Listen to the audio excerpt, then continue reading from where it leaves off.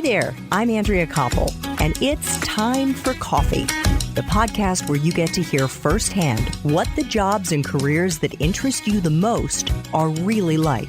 Hey there, Java junkies. Welcome to another K-Cup mini episode of Time for Coffee. By the way, K-Cups come in 3 sizes, single, double, and triple shots, or roughly 1 minute, 5 minutes, or 10 minutes in length. So if you don't have time to throw back an entire caffeinated career conversation, these K-Cup mini episodes of T4C can give you a quick caffeinated fix, whether you're on the go or you only have a few minutes to binge. So grab your mug and take a chug, because it's time for a caffeinated career double shot K-Cup with my guest, Siji Onabanjo.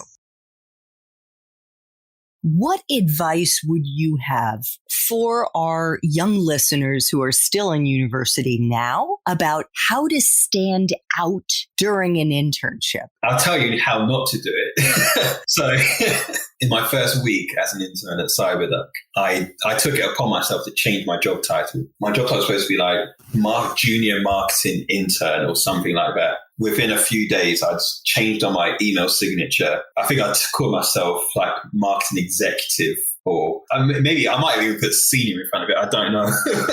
Oh my God. I just remember kind of being called up by my line manager, the CEO. It's like, what have you done with your email signature? Why have you changed it? And I explained to them. Again, I was quite brash. I was like I don't know what the word is, but I just said to them, I changed it because I was messaging clients, some of your clients, and I wanted them to listen to what I was saying and for them to respect what I was saying in my email.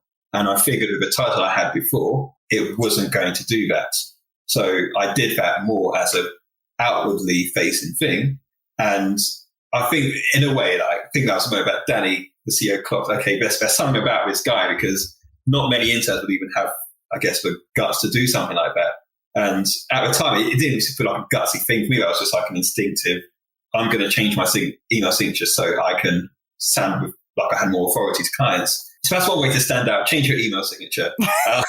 Not everyone's going to be as, I guess, forgiving as the guys at CyberDuck were. But I think what else put me in a good position was just get involved. When you're starting out where you're an intern, you have nothing to lose, but everything to gain.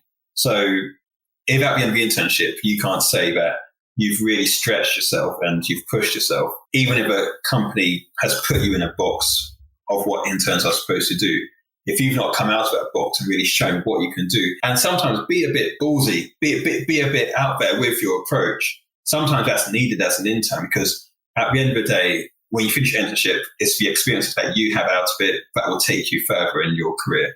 And it's easy to just do the norm, in, out, maybe make teas and coffees, do some more tasks here and there. But actually, if you go to your line manager and say, I want to know more how this works or that works, you learn so much more. I did it at my first internship too, at Future Publishing, which is like a large magazine publisher in the UK, where I was a data marketing intern. And I said to my line manager, that was my first placement, I said, I'd like to get some experience in the creative department. I want to see how they put the magazines together.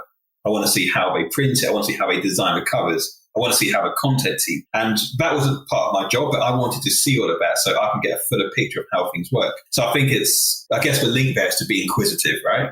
That's kind of a skill. Be inquisitive and try and get the most out of the experience for yourself. That's what I'd say. Yes. And you need to take the initiative to do that.